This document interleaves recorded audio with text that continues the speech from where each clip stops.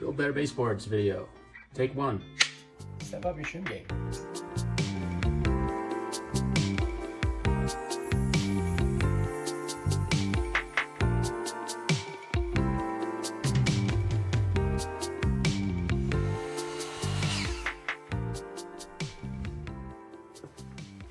Hey guys, welcome back.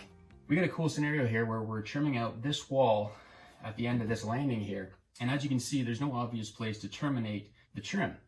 We're going to be using a baseboard and a shoe mold. You can see here that there's a pretty steep angle and the landing actually protrudes a little bit further than this wall does. So the question is, how do you end this baseboard without it looking like just a raw cut edge? There's a couple of ways that we like to do that, and I'm going to show you both of those ways, the ways that we consider the sort of high-end or better looking version. I'm going to show you how to do both of those methods right now, so stay tuned.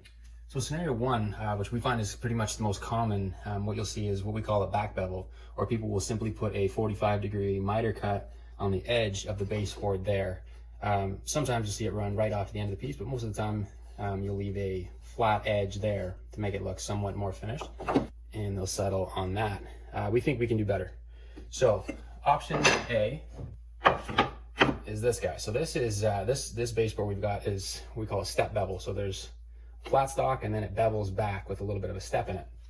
So one of the things that we've found that you can do that looks really nice is to run a 45, and then rather than just having the piece end there, what you do is you cut another 45 and you fit it in so that it actually looks like the baseboard comes in and then wraps down into the floor. So it's sort of self-terminating. It finishes itself off.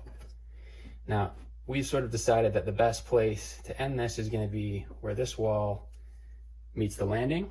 And as you can see already, just doing something like that with the shoe mold. Now we would do the same thing here on the shoe mold, where the shoe mold would terminate down on a 90-degree angle.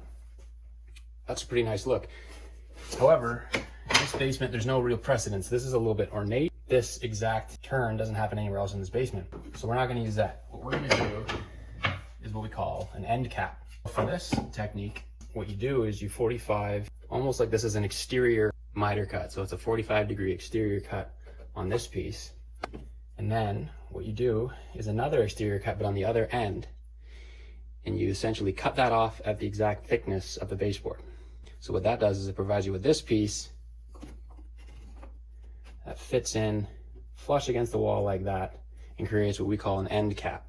So this is what we're going with in this scenario, because we've done this in other sections of the home as well.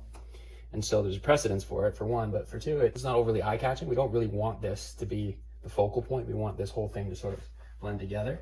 And again, I'll do that same thing with the shoe molding here.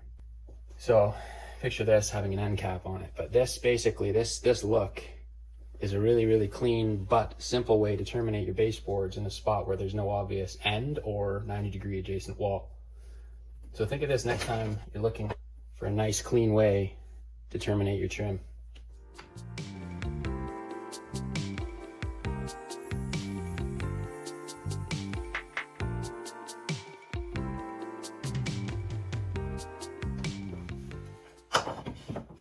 Let's see how this looks, shall we?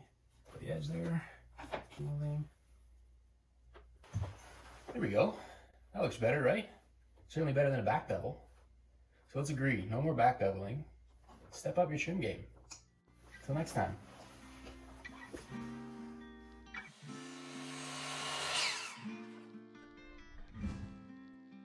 Build better baseboards video. Take one. Let's take like 50.